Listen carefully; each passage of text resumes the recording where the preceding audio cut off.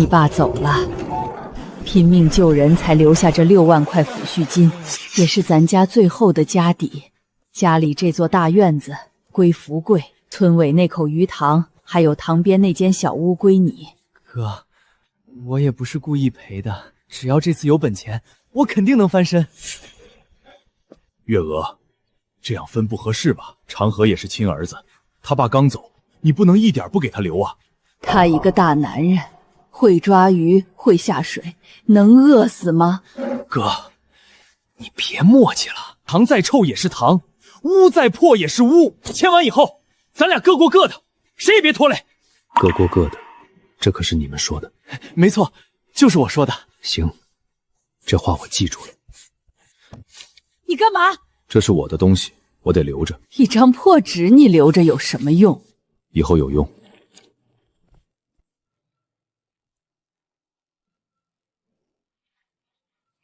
李长河，这就是你分到的地方。先凑合落个脚，明天我上山砍点竹子，把屋顶先补上。你睁眼看看，这墙角都发霉了，屋顶还露着天，这种地方连人都住不下。鱼塘也能慢慢清，屋子也能慢慢修，只要肯干，总能过下去。过下去？你拿什么过？你妈把钱和院子都给了你弟，你就分了这么一口臭塘，一间破屋。李长河，你还能骗自己多久？秋莲，我知道委屈你了，但我还能干活，我会抓鱼，也懂水性，日子不会一直这样。我嫁给你，不是为了守着一塘臭水过苦日子的好吗？看吧，媳妇儿也受不了了，这地方白送都没人要，他还真搬来了。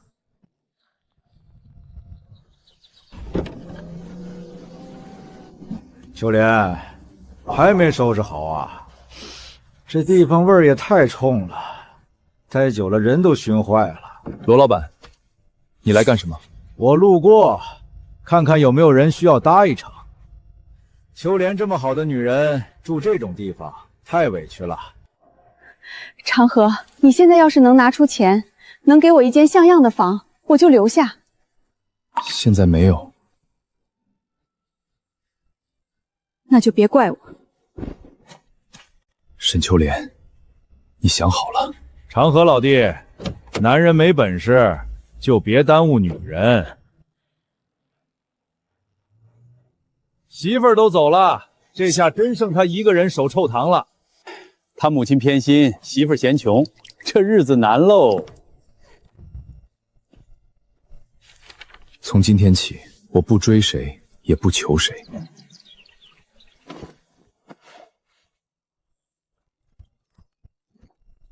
长河，你还真清啊！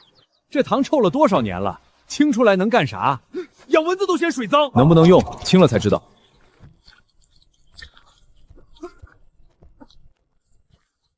堵成这样，难怪水死了。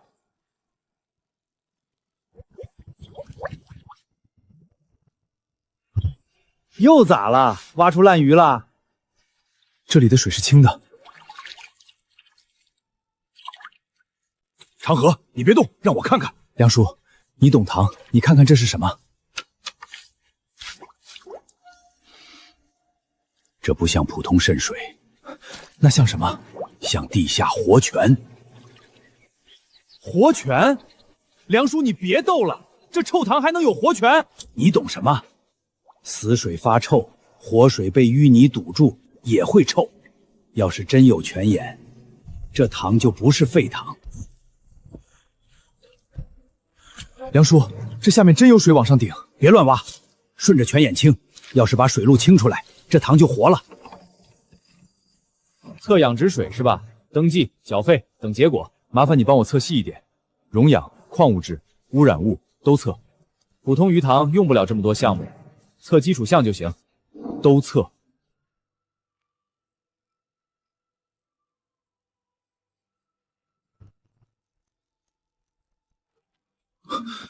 李长河是哪位？我是。跟我进办公室。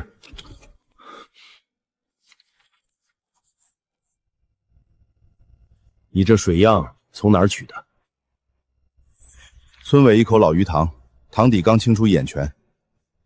怪不得，这个溶氧值很高，矿物质含量稳定，氨氮和污染物都低，比普通养殖塘好太多了。能养鱼吗？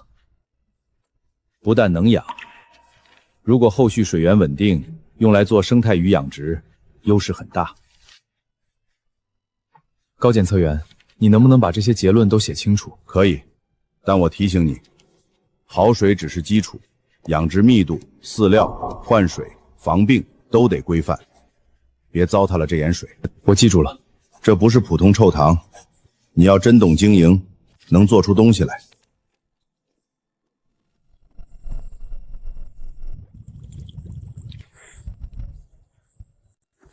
结果咋样？梁叔，这塘能活？好水呀！长河，你要是真干，这塘能给你翻身。不是能翻身，是一定要翻身。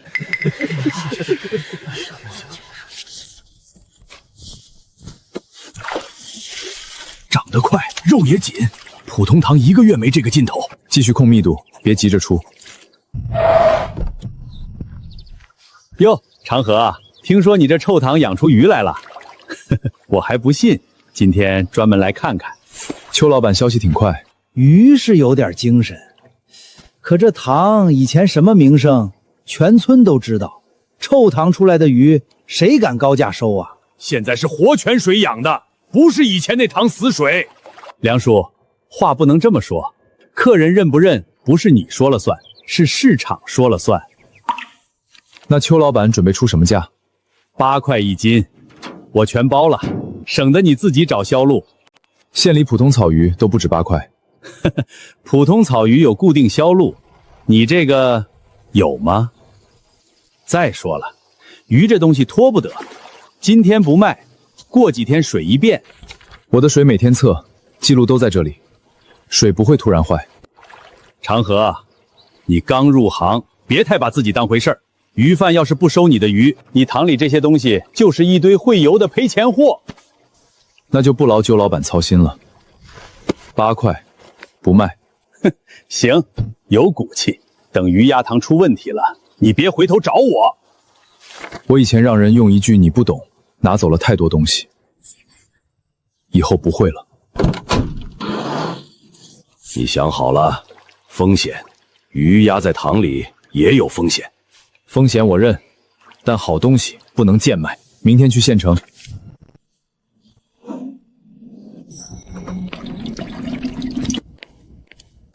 先生，我们这里后厨不随便收养护鱼。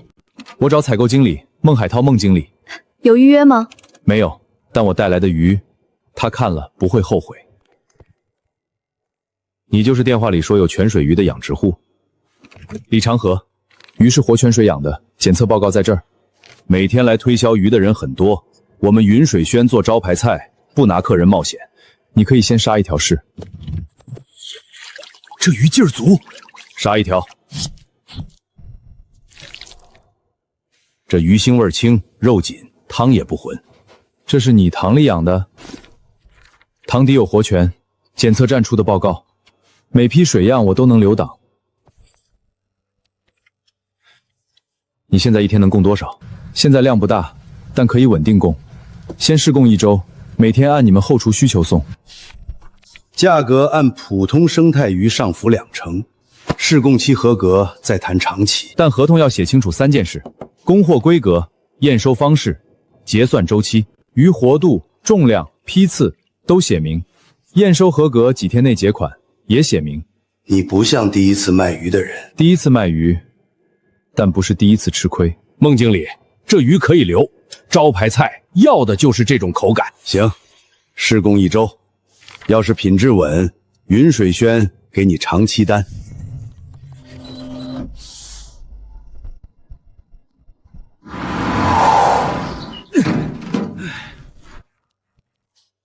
李老板，尾款这么痛快，以后长期合作，账要清楚。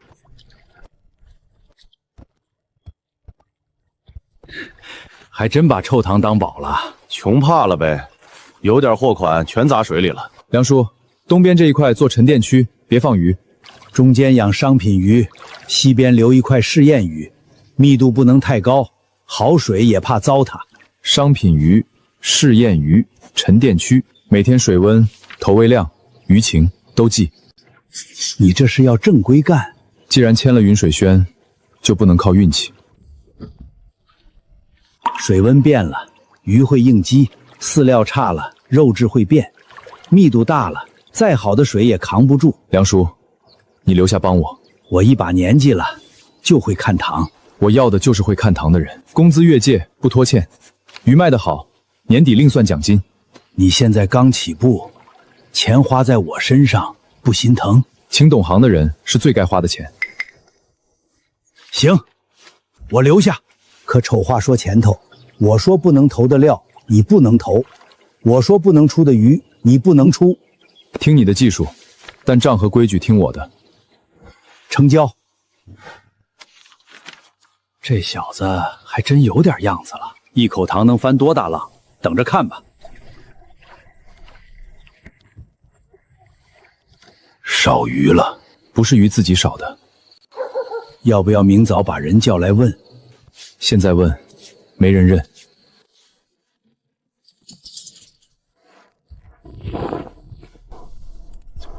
你早就准备了？不是防外人，是防心不正的人。网撒的挺熟啊。长河，我就是看看鱼，没想偷。那你自己看看，这是第几次来看？还真是他呀！他平时不是常来帮忙吗？我就拿几条鱼怎么了？你现在都跟云水轩签合同了，有钱了，少几条鱼算什么？这是人家辛辛苦苦养的鱼，少几条不算什么。那你咋不拿自己家的东西送人？都是一个村的，至于这么较真吗？正因为一个村，才更要讲规矩。3万，按视频里起网次数，少于26斤。云水轩收货价、运输损耗、饲料成本都在这儿，该赔多少，一分不少。你这是不讲情面！我被人讲情面的时候，分到的是臭鱼塘和破屋，现在我只讲账。那我赔了总行吧？赔钱，以后不准再进鱼塘，谁要再偷，直接按证据办。规矩立住了，塘才能守住。鱼塘不是人情摊，谁守规矩，谁跟我干；谁坏规矩，谁走人。长河，这批鱼好，云水轩那道泉水鱼汤现在客人点名要。另外2家餐馆我约好了，下午过来看塘。看塘可以，标准先谈清楚。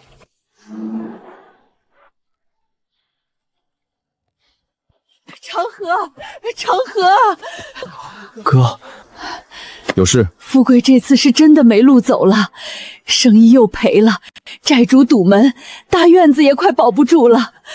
所以呢？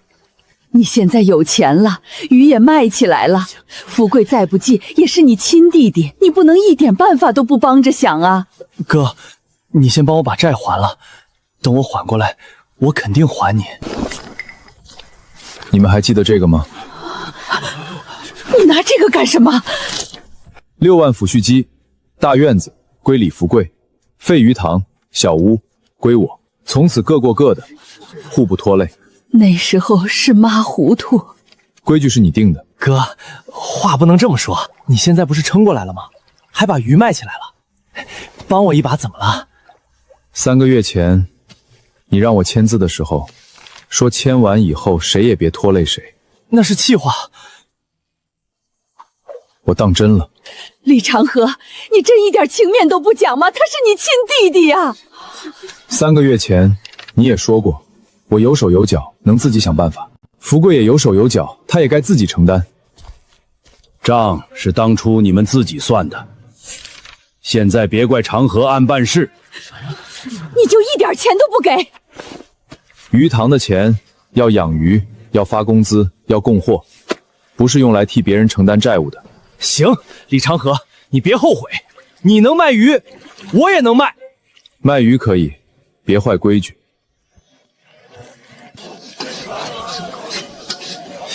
你这真是李家泉水鱼，怎么比云水轩那边便宜这么多？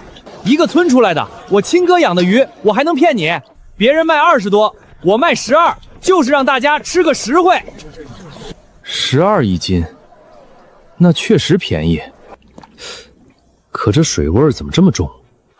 路远，鱼昏车了，活的多着呢，便宜还挑啥？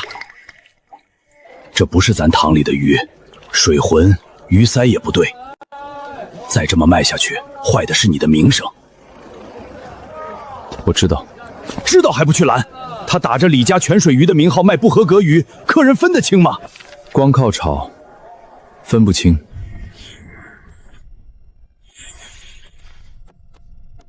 长河，今天有2家小餐馆给我打电话，说外面有李家泉水鱼12一斤。我看见了。云水轩当然认你的品质，但市场一乱，客户会问，为什么同样叫李家泉水鱼，你的贵这么多？因为它的不是泉水鱼。这些我信，可不是每个客户都会看。那就让他们看得见。你准备怎么做？我先把所有批次整理好，塘口编号、水质检测、投喂记录，出鱼时间、送货签收，一项不少。你这是要做标准，真正的生意不能靠嘴硬，要靠标准。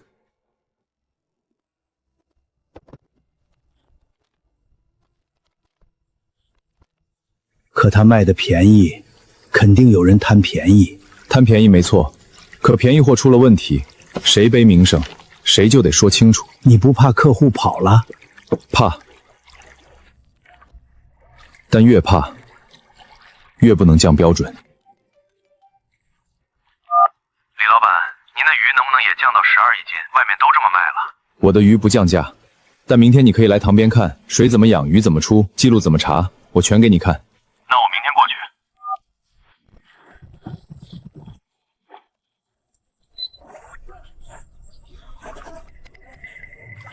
长河，今天孟经理那边又少要了2筐鱼。我知道，不止云水轩，另外2家原本要签长期合同的餐馆也说先等等。福贵那批便宜鱼一出来，客户心里都犯嘀咕。他们动摇很正常。市场上突然冒出12块一斤的李家鱼，谁都会想问一句：凭什么我的贵？鱼都卖不动了，还买这么多围网，他是真不怕赔呀。穷人刚挣点钱就飘，等塘里鱼压塘出问题了，看他咋收场。他们说话难听，可塘里密度确实越来越高，鱼卖不出去，继续养下去，水质一变，品质会掉。所以要扩塘。现在扩，客户都在观望，你还敢租新塘？隔壁那块塘虽然荒了2年，但地势好，离泉眼水渠近，清出来以后可以分流密度，鱼不挤，品质才稳。可钱呢？修塘、清淤、买网都是钱。第一批货款还剩一部分，不能放着等市场回头。钱要花在并产上。你这是认准福杠的低价鱼撑不了多久。便宜鱼可以骗一顿饭，骗不了回头客。只要我们的鱼稳住品质，吃过亏的人会回来。有客户问我们为什么不用便宜货。你知道，餐馆不是不看成本。我知道，但招牌菜不是靠便宜撑起来的。如果另外2家餐馆暂时不签，你这边会不会降价？不降。这么硬？我不降价，但我开放看塘，水质记录、投喂记录、出鱼批次，随时能查。我的鱼卖的是标准，不是嘴上的名号。那你先稳住云水轩的供货，其他2家我帮你再压一压。不用替我说好话，让他们自己来看鱼。长河，鱼都卖不出去了还扩塘，你这是嫌钱多啊？鱼卖不动的时候，最该做的不是降价，是把鱼养得更好。这话硬气。味道确实好，土腥味轻。鱼是好，可价格也确实比外面高。最近那批低价鱼12一斤都有人送，便宜鱼能送，但出了问题，谁负责？做餐馆的，谁都想省成本，你总得给我们一个非用你鱼不可的理由。3个理由：第一，鱼塘随时可抽检，你们可以自己带人来取水样，送任何一家检测站。第二，每批鱼都有水质和养殖记录，哪天出档，哪个塘口喂过什么，送到哪家后厨都能查。第三，不合格鱼、异常鱼一条不进后厨，验收不合格，你们可以拒收。你这套东西比很多大养殖场还细。云水轩施工这段时间，退货率为0，客人点名率上来了，泉水鱼汤已经成了招牌菜。可旺季一来，婚宴、商务宴、包桌都要鱼，你供得上吗？现在一口主堂，一口扩建堂，老梁负责技术，我不敢说全线都供，但你们3家只要提前排单，我能稳住。如果签预剖，你的价格能不能再让一点？不能，我可以保证标准，保证记录，保证活鱼到店，但我不能用降标准的钱去换表面便宜。泉水鱼的牌子刚立起来，一旦砸了，大家一起赔。这话我认，便宜鱼可以临时凑数，但招牌菜砸了，不是几块钱能补回来的。永产合同可以谈，但我要加一条，旺季当天临时加单，你必须优先保障我们3家。临时加单可以排，但不能破坏出鱼标准。鱼没养到规格，我不会硬出。你不怕我们找别人？你们可以找便宜的，但想要稳定的，就只能按标准来。行，明天去你鱼塘看现场，没问题就签。这单要成了，咱塘就真的活了。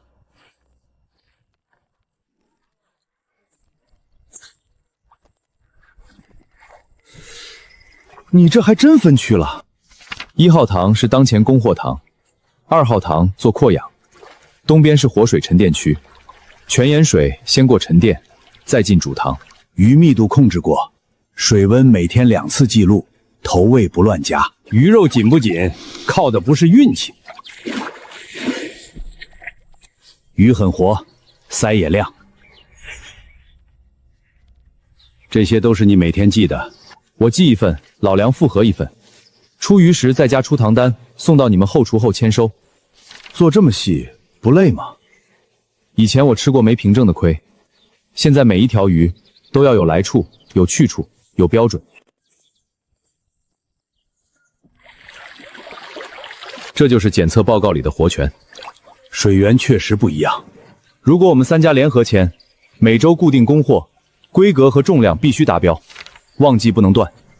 可以，但我也有条件。你条件还不少。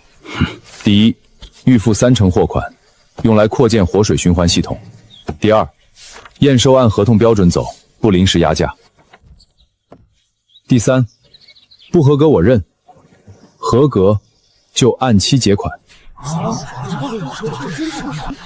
他还敢让老板先给钱，人家不会真答应吧？预付30%不是小数，你拿什么让我们放心？水在这儿，鱼在这儿，记录在这儿，你们每周可以来抽检，也可以派人看出塘。我要的预付款不是揣进自己口袋，是扩系统，稳供货。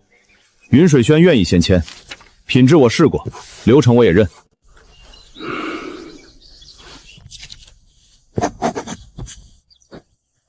丑话说前头，品质掉了，我们马上停单。品质掉了，不用你们停，我自己停塘。这话有底气。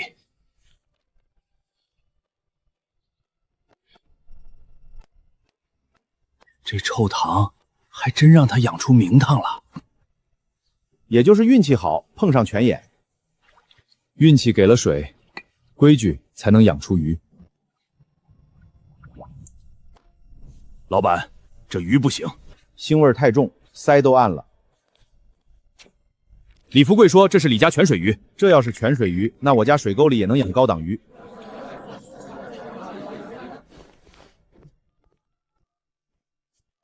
李福贵，你给我送的什么鱼？客人都吃出土腥味了，你马上过来退钱！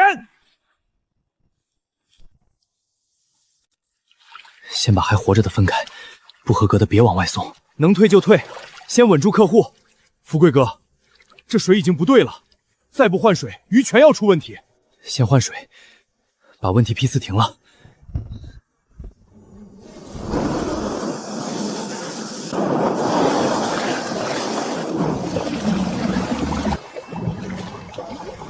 稳住，先稳住啊！李富贵，借钱拉鱼的时候怎么说的？3天回款，现在鱼出了问题，钱呢？我店里的客人都投诉了，你赔不赔？鱼苗钱、运输钱1分不能少。我哥有钱，我去找我哥，他会帮我的。对，找你哥。长河现在鱼卖得好，他总能帮你想个办法。长河，富贵这次是真的没路走了，鱼出了问题，催债的人上门，餐馆也要赔钱。你帮他想一次办法，就一次。哥，我知道错了，你先借我点钱，我把眼前这关过了。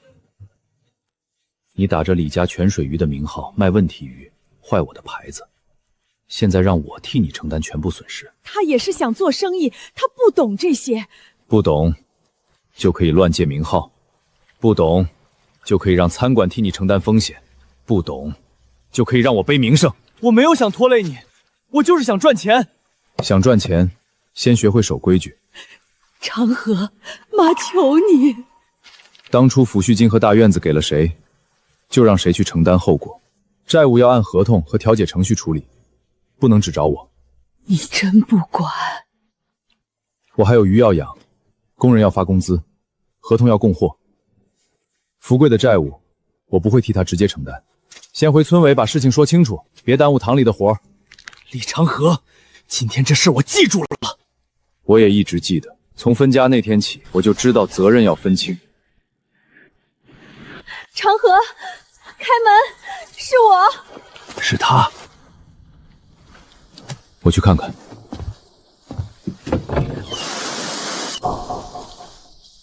长河，我没地方去了。罗老板呢？他欠了债，把车卖了，人也走了。债主去找我，我才知道他外面全是窟窿。你走的时候穿的也是这双鞋。那时候我糊涂，我以为你真的没出路，以为这堂只会拖累你。长河，我知道错了。所以现在罗老板走了，你想回来？你坐上罗老板车的时候说过什么？还记得吗？那是气话。你说跟着守臭堂的人没有出路。长河，我那时候不知道你能把鱼塘做起来，我真的后悔了。你让我进去，我给你做饭，帮你看堂，我什么都愿意做。离婚协议你签了。那时候我太冲动了。你先走，我也放手了。现在可以帮你避险，但不能让你重新住进来。你就真的不肯给我一次机会？机会不是靠回头讨来的，是靠以后自己把日子过正。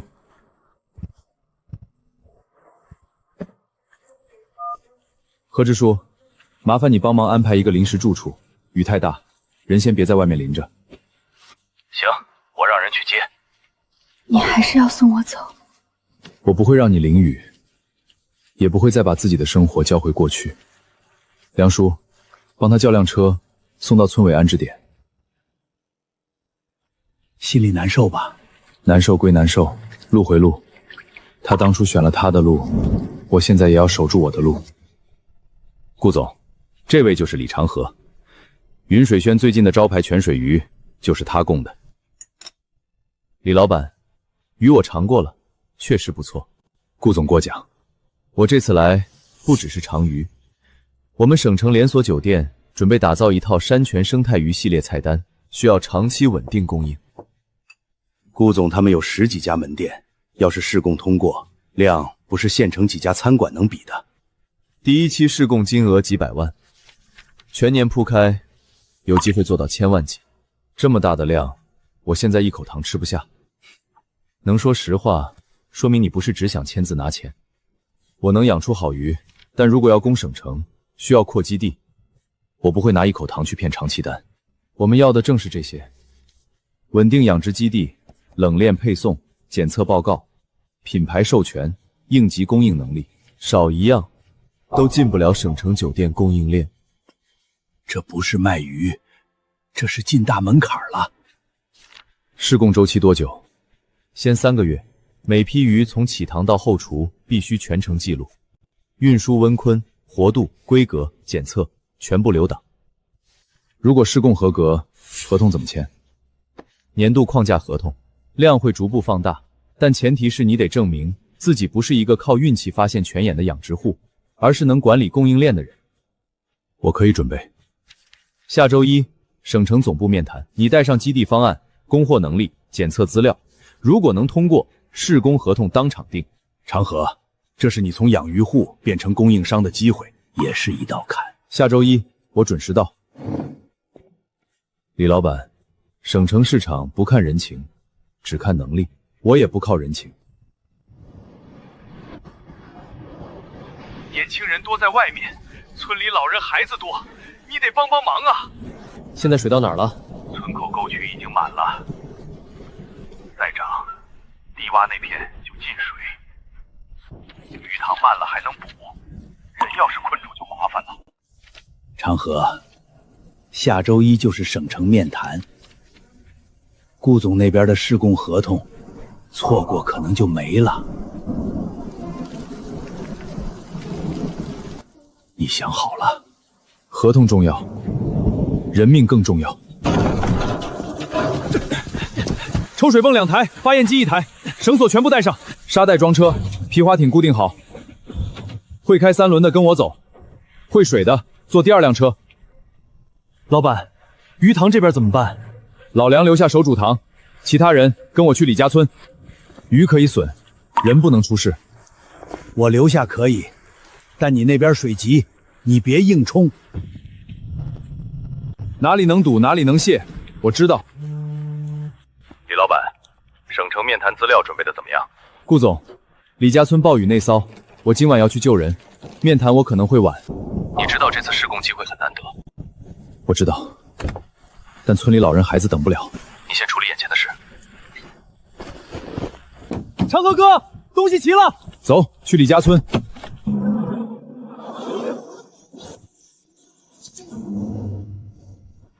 老李家这孩子骨头硬。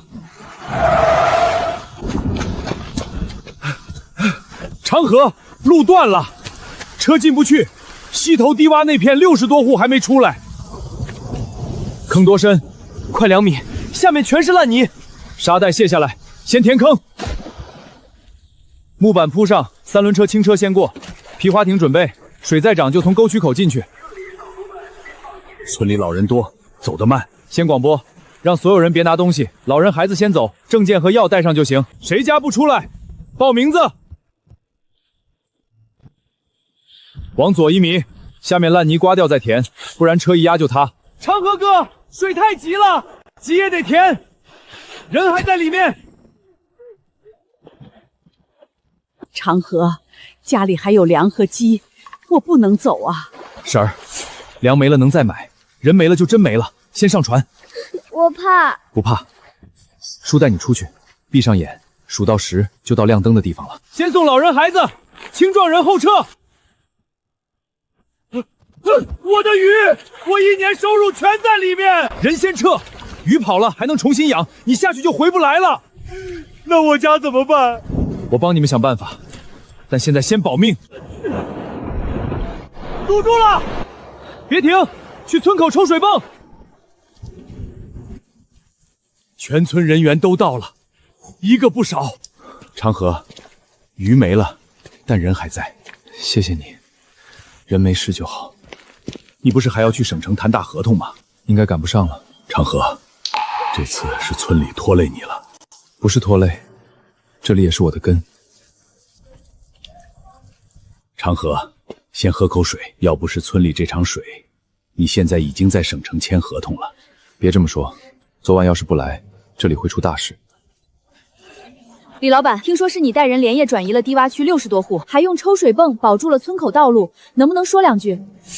不用拍我，多拍救援人员和村民安置情况。可村民都说没有你带来的设备，昨晚人撤不出来。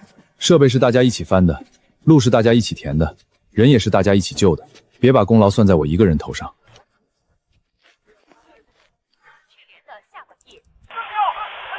顾总，李长河今天没到，总部那边问试供名单要不要换人。换人容易，找一个关键时候靠得住的人不容易。那您的意思是？合同延期1周。顾总，对不起，今天我没赶到，村里情况紧急，我只能先处理这边。我看见新闻了，试供机会如果没了，我接受。李老板，酒店要找的不只是会养鱼的人，我们要找的是供应链出问题时能扛事的人。面谈延期1周，下周同一时间，我在省城等你。顾总，谢谢。别急着谢，下一次来，我要看到的不只是鱼塘资料，还要看到你未来稳定供应的方案。我会带过去。合同还在吗？延期1周。太好了，长河，这可是千万订单啊！订单没丢，人也没丢。以前大家说你手臭糖没出息，是我们看走眼了。昨晚你先救人，没先顾自己，我们都记着。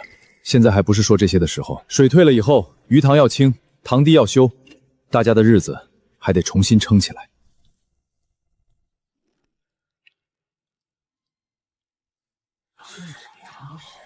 何支书，我知道村里这次损失大，鱼塘毁了，鱼也翻了白肚，靠村民自己恢复太难。杜总，你们海盛水产想怎么帮？我们出钱帮村里清塘、修塘埂、补鱼苗，还能安排技术员。不用我们出钱？不用。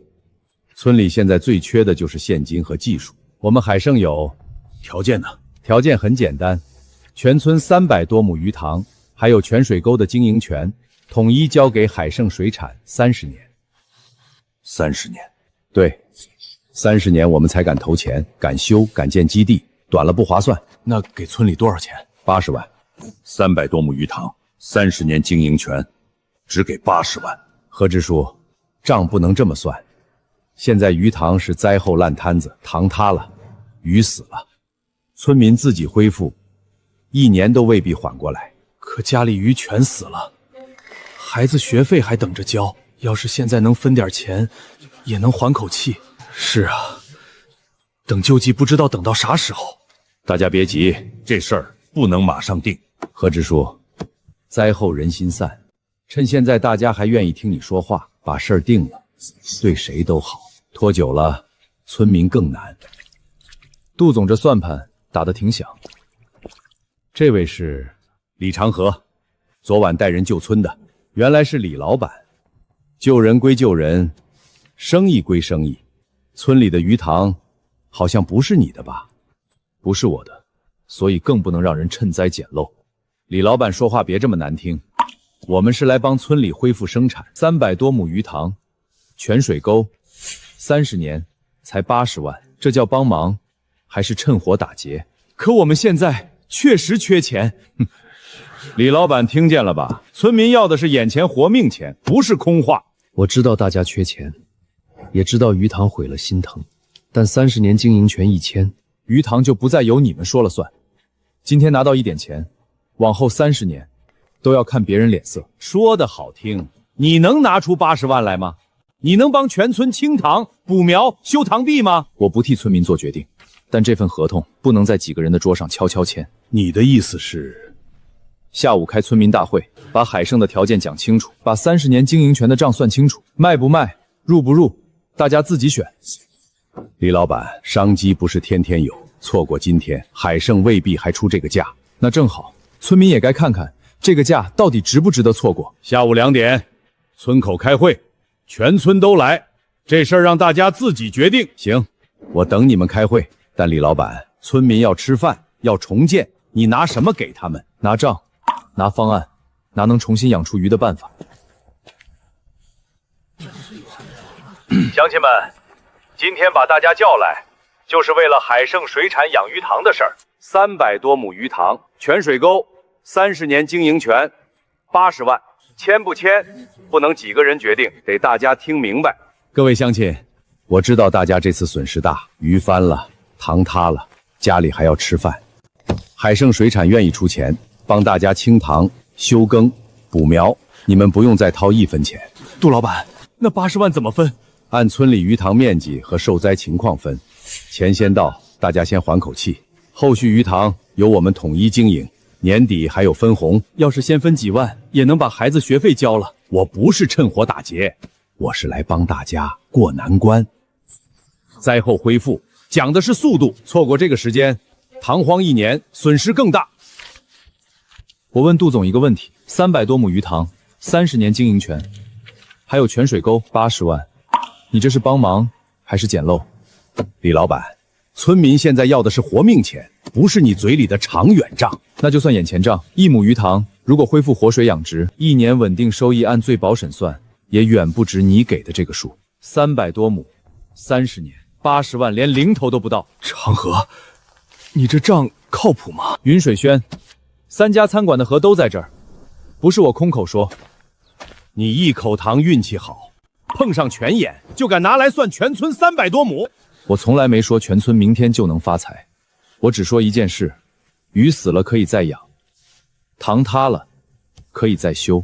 30年经营权一旦签出去，村里人以后就没有自己说话的份儿。可我们现在没钱恢复啊！所以今天不是让大家硬撑，也不是让我替大家做决定，我把利弊摆出来，卖给海盛，眼前有一笔钱，但30年鱼塘不归你们管，不卖就要一起重建，过程难慢，但根还在自己手里。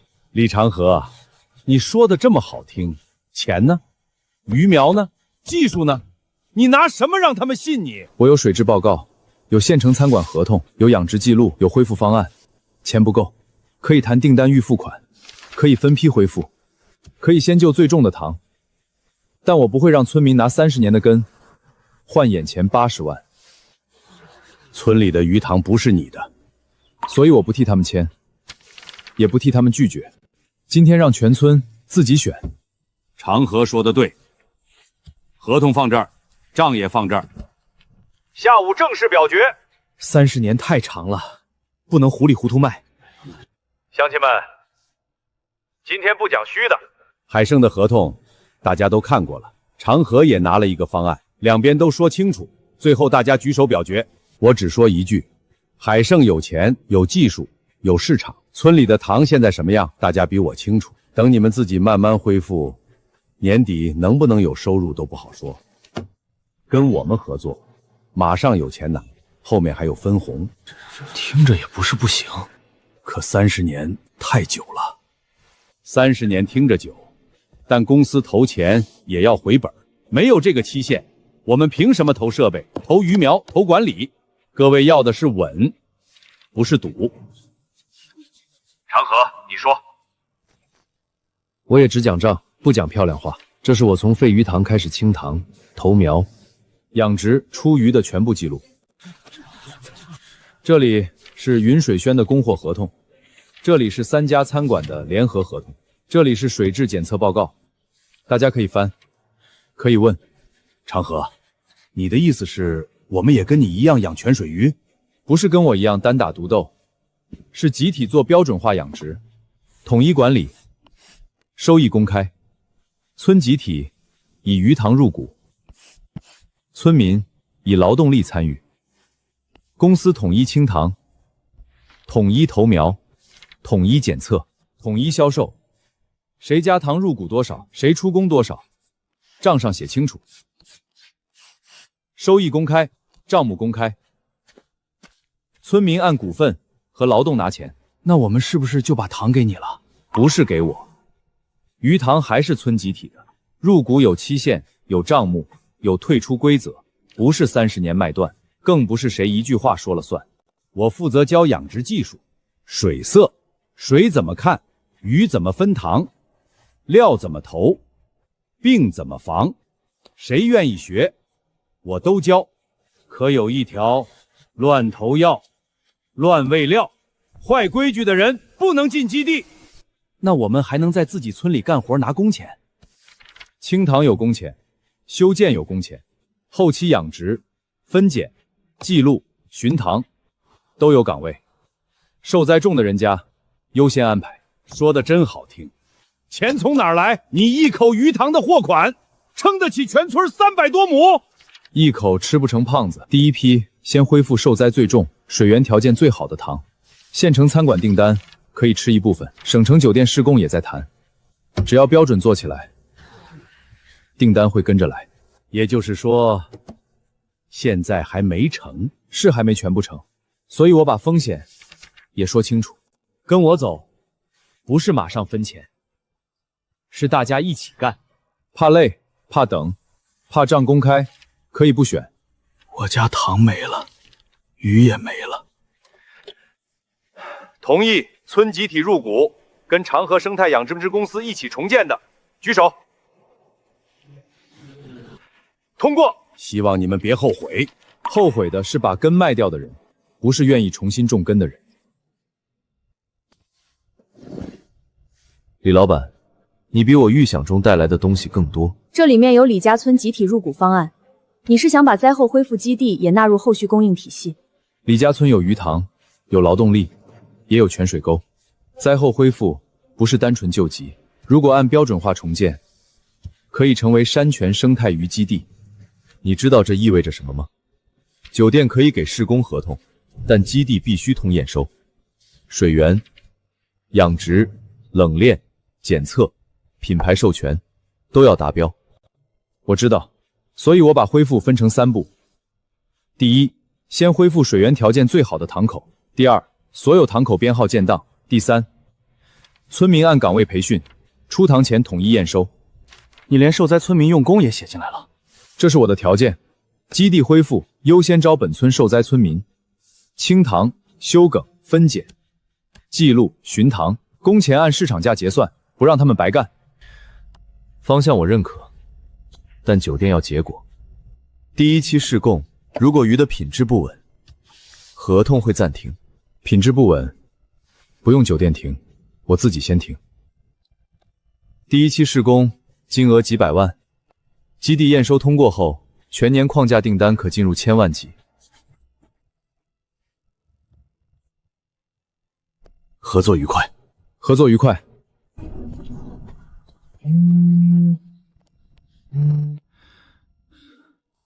长河，怎么样了？签了。真签了。施工合同签了，李家村基地也写进方案了。乡亲们等这个消息等一上午了，告诉大家准备干活。长河，你妈早上来村委说想搬回老院子，可这房子已经被夫妇抵债。我知道。长河，你回来了，你现在出息了，跟他们说说，把这院子要回来。妈老了，总得有个住处。这院子早就不是我的了。可这是咱李家的老院子啊！你爸在的时候，哪年不修屋顶，哪年不扫院墙，这怎么能说不是就不是？分家的时候，你说这院子归福贵，那时候福贵欠债，妈也是没办法。6万抚恤丁，大院子归李福贵，废鱼塘、小屋归李长河，从此各过各的，白纸黑字，你按的手印。长河，妈知道当初对不起你，可我是你亲妈，你不能看我没地方住啊。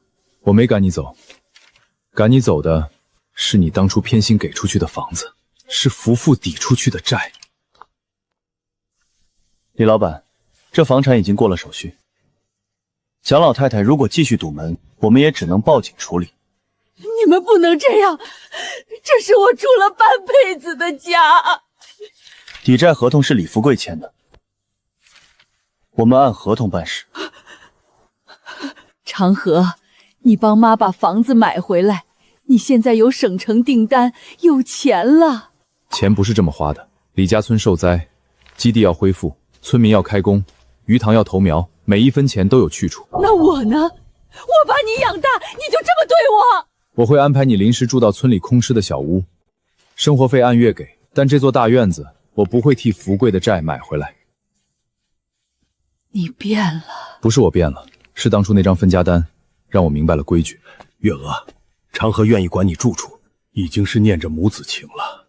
福贵的债不能再让他背。我当初是不是错了？明天何支书会安排人送你去临时住处。人都到齐了，会泥瓦的，养过鱼的，会记账的，还有几个妇女说能负责后勤。乡亲们，省城酒店试供合同签了，李家村生态鱼基地今天正式开工。真开工了，不是说说，只要有活干，咱就不怕。丑话先说前头，基地不是救济摊，也不是谁来都能混工钱。今天开始，每个人做什么，几点到，干多少，怎么记账，都写清楚。月底结清，不拖欠也不白拿。养鱼这块我管，谁乱涂料，谁乱下药，谁偷懒瞒报鱼情，直接出基地。泉水鱼的牌子是靠规矩养出来的。第一批先清3口塘，西边这口淤泥最后，挖机先下，南边塘埂被冲开，泥瓦组先补，东边泉水沟先疏通，不能让活水断。受灾最重的几户安排在第一批，冯满仓家、刘婶家、张老三家先上工。我家也在第一批。你家塘损失重，先清。别听外人说什么等不到钱，今天就记工。长河，我好好干。这段不能堵死，泉水要先过沉淀沟，泥清干净，再让水进塘。以前看长河守臭塘，以为他没出息，现在咱们都跟着他清塘了。别废话，赶紧干！月底能拿工钱呢。长河，大家第一次觉得灾后不是只能等人救，救急只能撑一时，要过日子还得靠自己的手。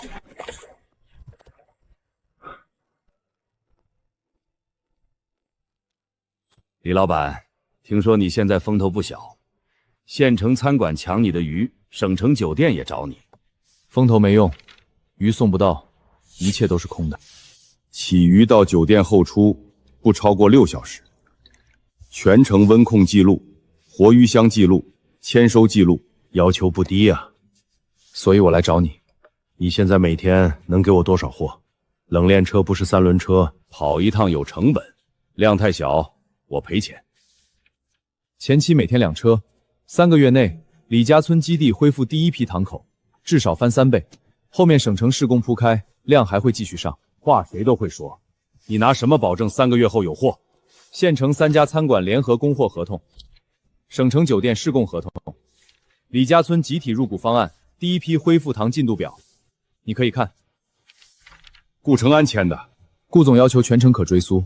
冷链这块，我不压榨运费，但我要车辆、温控、时间全程记录。不压运费，你这话我爱听，但我也有要求，装车时间要准，鱼箱要标准，不能司机到了塘边等半天。起鱼排期提前1天给你，装车区我会单独清出来。活鱼箱统一规格，签收刀东，1车1份。以前是1口塘，你不像村里刚做起来的养鱼户，倒像供应链公司。以前是1口塘，现在不是了。长河，冷链谈判重点是试跑数据，先让于总2台车试跑3趟，记录死亡率、温控变动、到货时间，合格后再签长期。你身边还有懂行的人，刚加入团队，负责供应链流程。行，那就按他说的，2台车先试跑3趟，跑得顺，咱们签月度合作。试跑期间运费按正常价结，不让你白试。痛快！你这种不压价的老板，现在少见。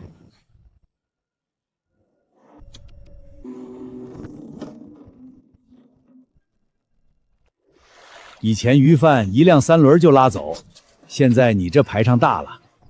不是排场，是命门。鱼再好，死在路上就一文不值。李老板，温控正常，可以出发。路上每半小时传1次温控截图，到店拍签收单。明白。养出鱼只是第一步，送得稳才是真正进省城的门票。李长河是吧？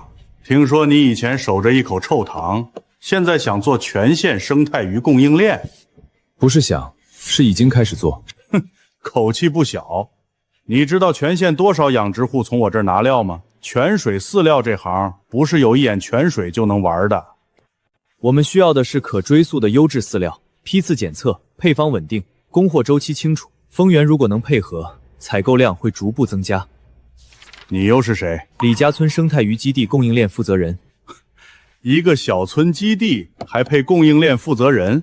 李老板，你这架子搭得挺快。这是省城酒店的施工合同，我们需要长期稳定饲料，价格可以按市场价，但质量和供货记录必须达标。合同是合同，货是货，我的饲料不愁卖，你要买就按我的规矩。什么规矩？第一，现款现货；第二，价格按我当天报价；第三，什么时候有货，听厂里安排。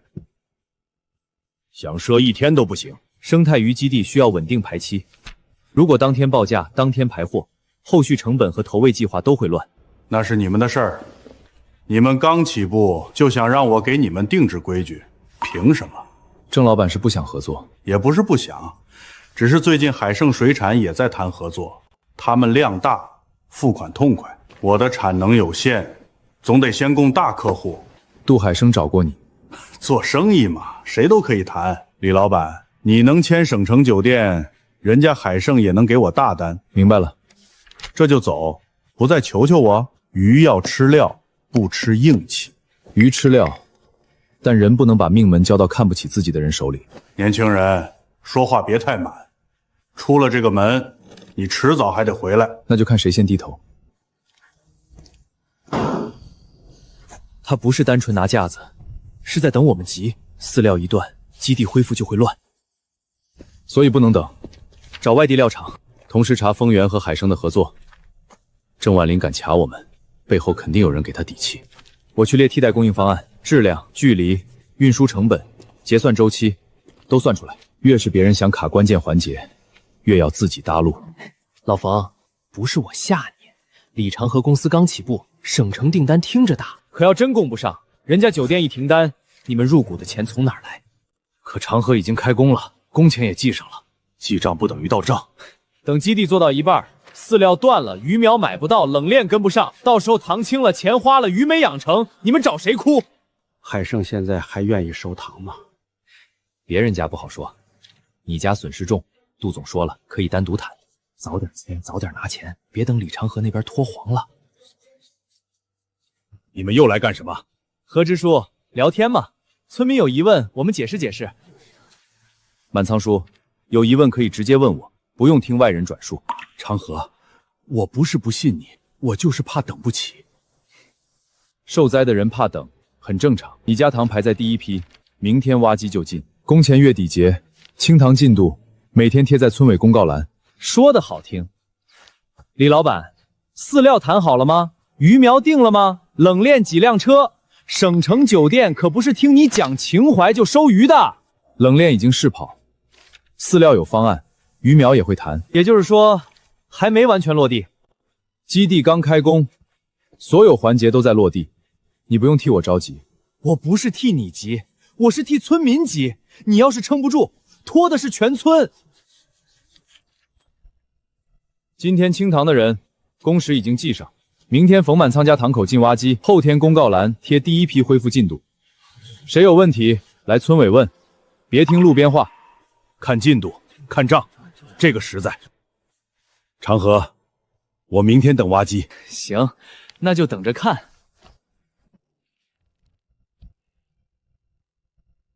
今天海盛问的不是随便问，他们知道我们的短板。冷链刚试跑，饲料没最终稳定，鱼苗还没定。检测流程也只做了出版，流言不可怕，怕的是他们说中真问题。可大家受灾重，心里不踏实。要是恢复进度慢，海盛再来煽动，人心容易散。所以我们必须把这个4条线搭起来：鱼苗、饲料、冷链、检测。缺一条，省城订单都是空纸。我建议明天开始把每条线责任人和进度都写出来，村里贴一份，办公室留一份，透明。才能压住流言。照做。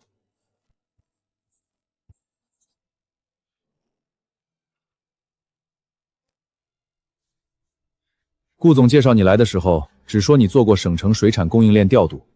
你先说，你为什么辞职？原公司采购里有人吃回扣，鱼苗等级造假，冷链费用虚报，检测报告拖后补，我查出来，上面让我别管，我不想继续做假账，就辞了。鱼苗等级也能造假？低等级苗按高等级报，养出来规格不稳，前期看不出，后期全是问题。所以，你为什么愿意来我这儿？我查过你，你从一口沸塘做起来，记录细，赶巨低价，救灾时先救人。你这边乱，但底子干净，乱可以理，脏不好洗。你能帮我们理什么？鱼苗分级、塘口编号、饲料批次、用药禁令、起鱼流程、冷链应收。第一，所有塘口重新编号，谁负责？水源情况、投苗时间全部建档。第二，鱼苗入塘前分级，不同规格不能混养。第三，饲料批次必须对应塘口，不能今天为什么明天忘了。第四，禁用药物清单贴到每个塘边，谁违规直接出局。第五，起鱼必须提前排单，不能临时乱捞。第六，冷链到店验收，死鱼率、温控、签收时间全部回传。这些要是都做起来，鱼情就不怕乱。可村民能学会吗？不是一天学会，先从3口塘试点，记录员1对1带，复杂的事儿拆成表，照表做。你要什么条件？底薪8000，项目提成按完成率算。我不要虚头巴脑的职位，但流程上我说停，你不能硬推。这人不便宜，贵的是乱，不是人。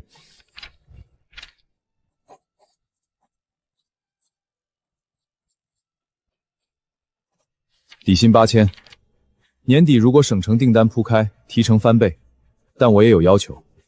你说，不做假账，不吃回扣，不拿村民和鱼的品质做人情。这正是我想听的。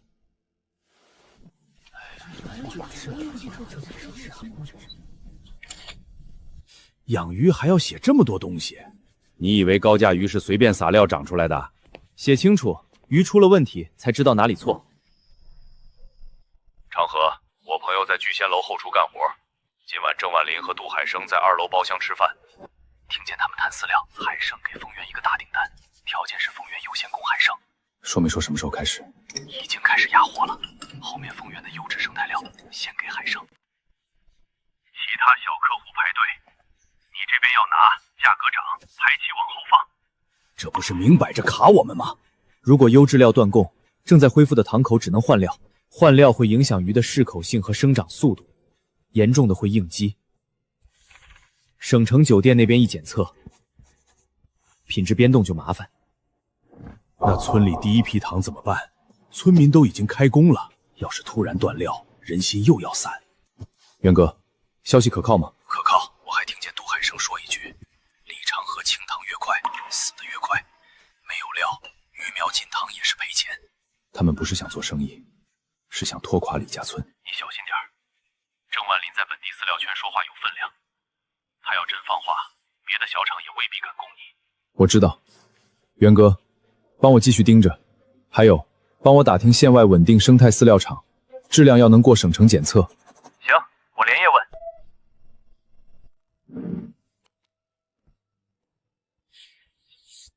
现在最危险的不是价格高，是不稳定。生态鱼对饲料要求高，投喂计划一乱，后面塘口批次都会乱。省城订单要求可追溯，饲料来源不稳定，直接影响验收。那就先少投一点，撑几天。少投会影响长势。受灾恢复塘刚进苗，饲料不稳，前期基础就坏了。村民那边怎么说？总不能告诉他们刚开工就被卡住了。照实说一半，告诉他们库存够几天，基地照常清塘，投苗节奏不乱。另一半我们自己解决。怎么解决？第一，县外生态饲料厂；第二，本地临时应急料；第三，饲料中转仓。既然本地厂被人卡，那就让外地料进来，在本地建中转仓，批量采购，按塘口配送，成本高一点，但命门在自己手里。我以前接触过，他们缺本地落点，如果我们能提供中转仓和稳定采购量，有的谈。外地料运过来，成本得涨多少？如果散单运贵很多，如果整车进货中转分配，运费能摊薄，比丰源贵，但稳定可追溯，能过省城验收。这里离主堂近，离村路也近，以前是废料厂，清出来能做仓库，位置合适，防潮、装卸、分区都能做。你早就在想这个了。从郑万林第一次摆架子开始，我就知道不能只靠他。元哥，远和饲料的联系方式今晚给我，明天一早我要谈。没有稳定饲料，他那基地撑不了几天。人心一散，李家村的鱼塘迟早还得回到我手里。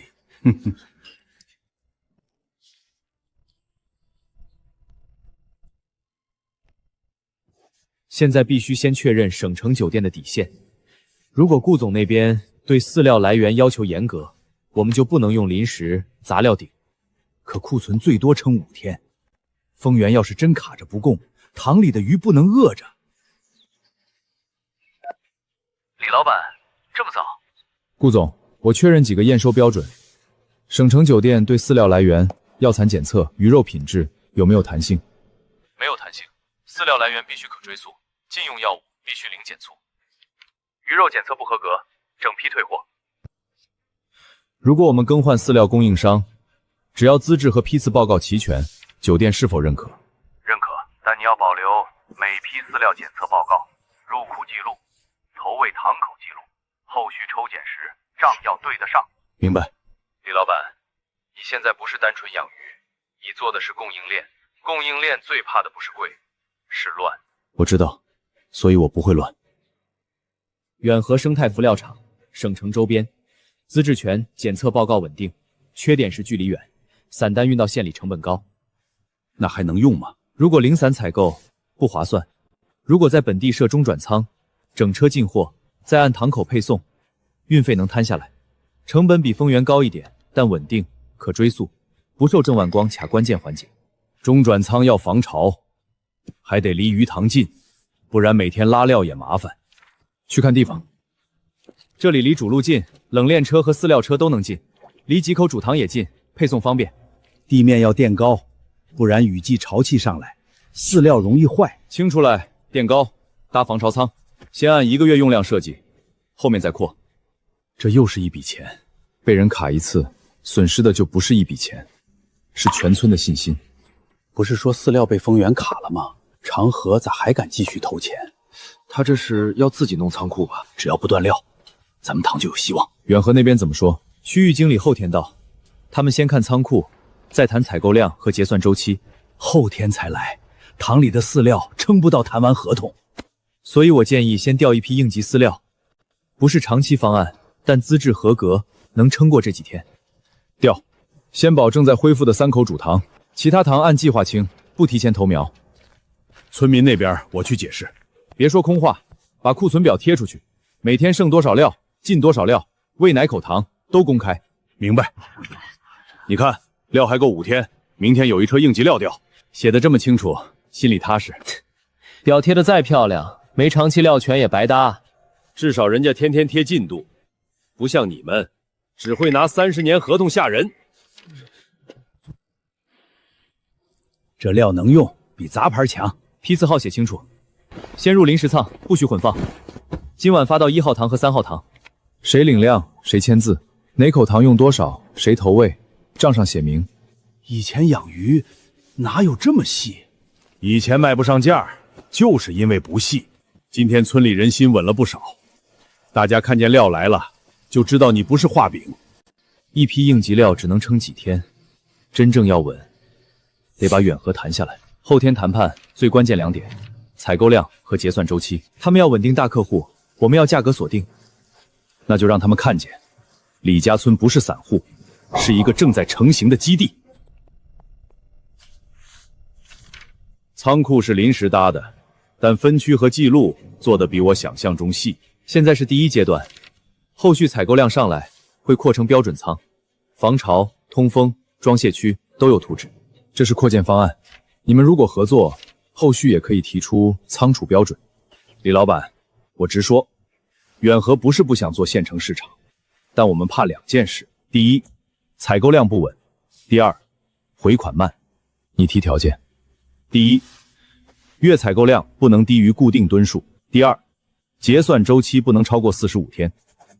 低于这个量，我们单独跑这条线不划算；超过这个周期，我们资金压力太大。第一批恢复堂3口，第二批5口。省城酒店试供加县城餐馆月台，饲料需求会逐步上来。采购量我可以答应。那结算周期呢？45天可以，但每批饲料必须随货提供检测报告、批次编号、配方说明。入库前我们要抽检，问题料直接退。李老板，你条件也不少。你怕回款慢，我怕品质乱。合作要两边都踏实。还有价格，我们需要锁价。锁价多久？我们的建议是15个月。太长。原料价格变动，你们不是不知道。最多12个月。15个月。中间如果原料涨幅超过约定比例，双方重新协商，但不能今天谈好，明天涨价，把我们基地成本打乱。你们确实有订单支撑。不止订单，这里还有300多亩鱼塘的恢复计划。远河如果进来，不是做一笔散单，是跟一个基地绑定。你们村民配合度不错，这不是长河一个人的生意，是全村重新站起来的机会。账公开，大家就愿意干。15个月锁价可以谈，但合同里要写清楚，采购量不足，价格重新核算。可以。采购量达标，质量达标，结算达标，3方都守规矩。李老板，你不像养鱼的，更像打仗的。现在冷店有于总，饲料有远河，检测流程初步跑通，供应链已经有雏形，但还差2个关键环节。鱼苗。第一，稳定优质鱼苗，没有好苗，再好的泉水也养不出统一规格。第二，暂养池和初加工。省城订单扩大后，不可能每次都临时起鱼，必须有暂养、分级、短时周转能力。一环接一环，真比想的复杂。先解决鱼苗，暂养池可以随基地扩建推进，但鱼苗不稳，前面全白搭。鱼苗差，后期再怎么喂都费劲，规格不齐，病害也多。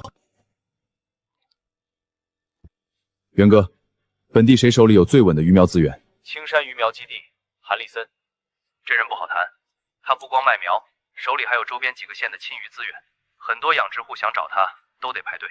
海盛水产跟他有没有合作？有，杜海生那边一部分优质苗也得从青山走。韩立森这个人认品质，也认长期合作，不太吃人情那套。认品质就好，怕的是只认关系。你能不能牵线？我认识他一个老伙计，可以帮你约。但长河，你要想清楚，韩继森不是普通鱼苗贩子。你去买几万尾苗，他未必看得上。你得拿出基地规划，让他知道你有长期量。我明白。见韩立森之前，我们要准备3样东西：第一，基地3年投苗计划；第二，省城订单增长预估；第三，鱼苗分级和验收标准。不能让他觉得我们只是临时买苗，还得带水样和堂口数据。好苗也挑水，别苗进来不适应。梁叔，水样你准备，程泽计划你做，何支书那边把村里可恢复堂口面积再核一遍。我今天就带人量。长河，不对劲儿，原本答应给村里配套送料的几家小厂全改口了。怎么说？说丰源郑万林放了话，谁跟李家村合作，以后就别想从丰源拿原料和渠道。远河不是已经签了吗？他还卡什么？远河能保省城订单和主堂用料，但村里部分灾后恢复项目手续上还需要本地配套供应记录。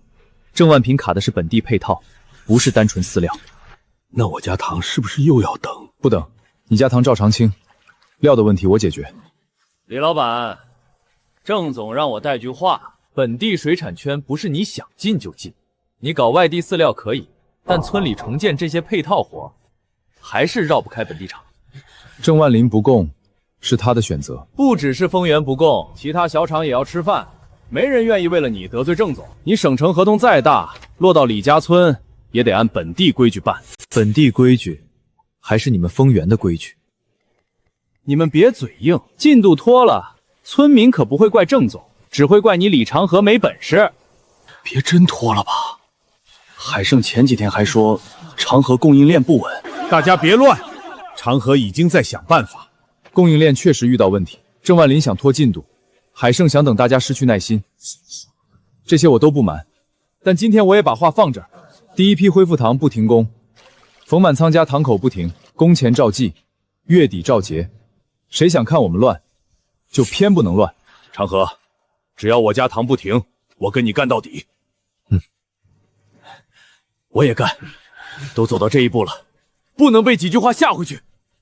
行，那你们等着。他们是在逼村民们失去耐心，那就别再只防守。既然郑万林和海胜都靠上游压人，我们就去上游找奇眼。你说韩立森，优质鱼苗，海胜也要。如果我们拿下青山鱼苗，拿下青山，不只是补短板，也能让杜海生难受。韩立森这人脾气怪，他不缺客户，也不怕得罪人。你要是上来就压价，他能直接送客。我不压价，我谈长期合作。我们现在的优势是基地规模和省城订单，劣势是刚起步，信用还没完全建立。对，韩立森最怕的是买苗的人只会吹，后期养坏了还怪苗。他要看你有没有技术和流程。资料都齐了吗？省城酒店施工合同、李家村基地规划、堂口水质数据、鱼苗分级标准、3年投苗计划。韩立森手里不只是鱼苗，还有青鱼资源。你消息挺准，周边几个县好苗都绕不开他。海胜水产看着大，优质苗也得找青山拿。如果我们和韩立三签稳定合作，海胜扩张就会受影响。我不是为了卡他而卡他，我需要好苗。但如果这一步能削弱杜海生的牵制，也没坏处。海生已经到了，他们应该也知道我们要来，那就更要进去。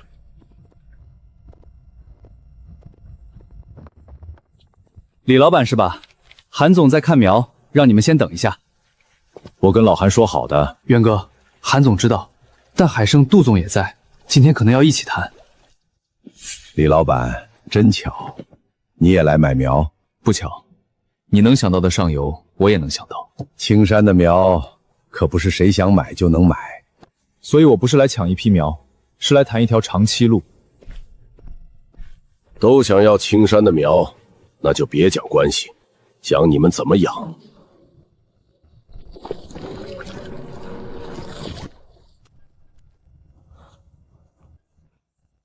我还以为我家得排到后面。长河昨天夜里定的，你家损失重，第一批恢复。前几天海胜的人找过我，说给我一笔钱，让我带头退入股。你答应了？没答应，也没拒绝。我家鱼全没了，娃下半年学费还没着落，我心里慌。慌是正常的，受灾的人最怕等。我今天让挖机先来你家，就是告诉大家，我们不是画饼。长河，我差点给你拖后腿。我不怕你慌，我怕你不说。以后有问题直接来问我，别让外人拿你的急处当刀。今天开始，这口塘所有青淤、修冷、用料、工时都单独建档，后续投苗也从这里开始试点。满仓家成第一口试点塘了。对，第一口塘不只是恢复满仓家的收入，也是给全村看，我们说开工就真的开工，说公开就真的公开。一口塘动工算什么？全村这么多塘，你动得过来吗？至少我家塘已经动了。你们海胜除了让我签30年合同，还给我干过一撮活吗？大家都看见了，第一批恢复不是嘴上说，谁家情况重，谁家先排，账都在村委贴着，有活干，有账看，心里就稳。长河，这张纸我拿回去给我老婆看看，她这几天都睡不着。告诉她，塘能恢复，工钱也会按时结。今天这一招比解释10次有用。冯满仓稳住，其他动摇的人也会稳。人心不是靠喊稳住的，是靠每天看见进步稳住的。杜海生拿钱买人心，我就用实事把人心留下。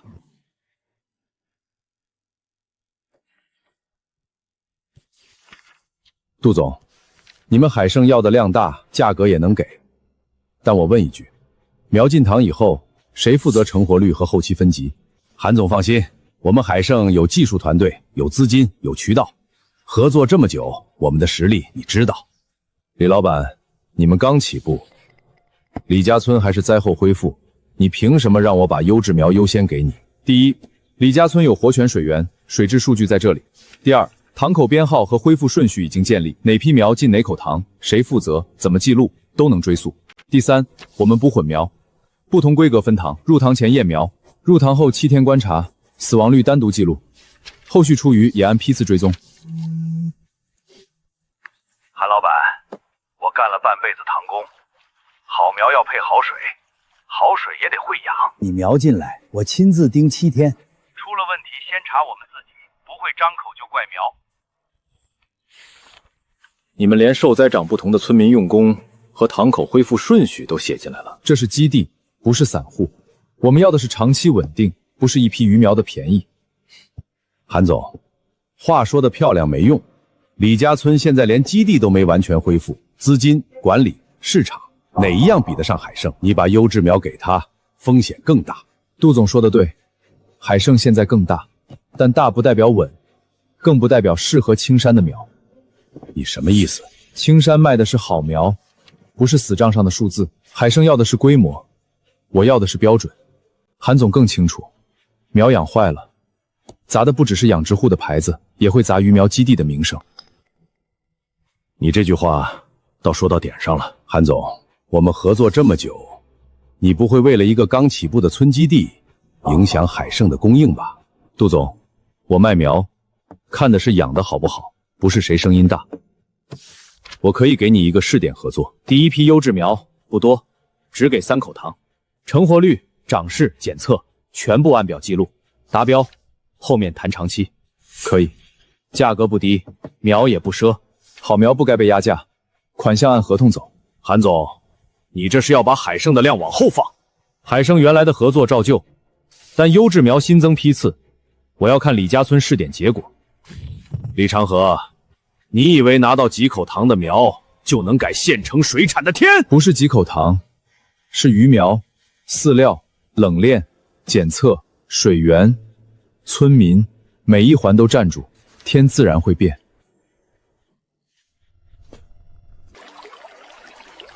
鱼苗也谈下来了，第一批3口塘试点，只要数据跑出来，我们就能复制。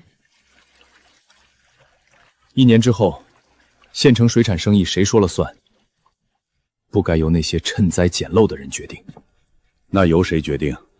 由真正能把鱼养好、把村民带起来的人决定。